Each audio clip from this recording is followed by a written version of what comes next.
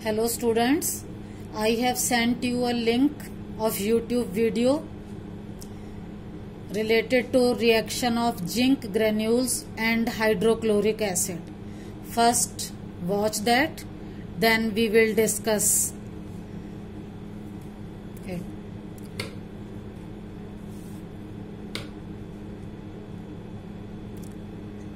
आपने जो लिंक में वीडियो देखी उसमें क्या प्रोसीजर था?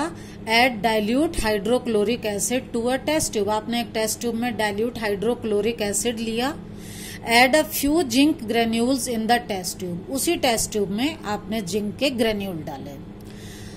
अगर आपने देखा हो, note the colour of the zinc granules. क्या था? Silver colour. जिंक का जो ओरिजिनल कलर था वो है silver. Now observe it carefully. फिर आपने ऑब्जर्व किया होगा। अब क्या क्या ऑब्जर्वेशन मिली? फर्स्ट है, bubbles on the surface of zinc metal are seen. आपने देखा होगा जिंक के सरफेस पर बहुत सारे बबल दिखाई देते हैं। बबल का मतलब है some gas is evolved. It indicates evolution of a gas, कि कोई गैस उसमें इवॉल्व हुई।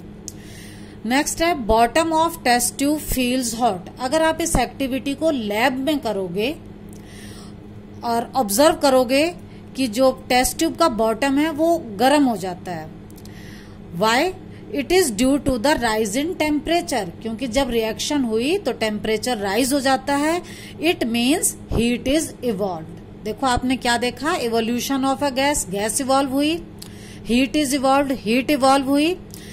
नेक्स्ट है, solution surface of zinc appears black. हमने जो पहले कलर लिया था वो सिल्वर कलर था और अब इसका कलर हो गया ब्लैक। एट लास्ट, जब रिएक्शन कंप्लीट हो जाती है, we get colourless solution. You will note it when you will do it in the lab.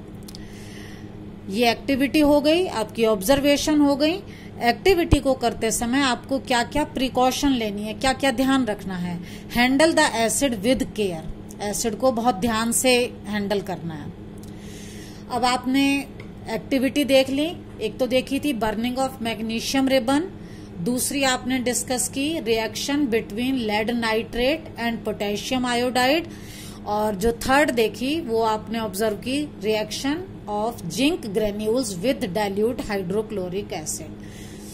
अब एक क्वेश्चन आता है, what are the observations that help us to determine whether a chemical reaction has taken place. वो कौन कौन सी observation है जो हमें इंडिकेट करती हैं कि एक केमिकल रिएक्शन हुई है? तो जैसा आपने अभी एक्टिविटीज में देखा, you have seen the observations are, कौन कौन सी थी? Change in state, solid, liquid, gas, इसमें कोई चेंज आ जाता है। अगर इसका एग्जाम्पल है तो लेड नाइट्रेट और पोटेशियम आयोडाइड में दोनों आपने एक्वस सॉल्यूशन लिए थे और बाद में आपको मिला येलो प्रेसिपिटेट जो सेमी सॉलिड था। तो यहां पर क्या हुआ? लिक्विड से सॉलिड में चेंज हुआ। तो change in state. Change in colour, ऐसे ही अगर आप देखो तो उसी इक्वेशन में पहले आपने कलरलेस सॉल्यूशन लिए थे। लेड नाइट्रेट भी कलरलेस था, पोटेशियम आयोडाइड भी कलरलेस था और बाद में आपको कलर मिला येलो।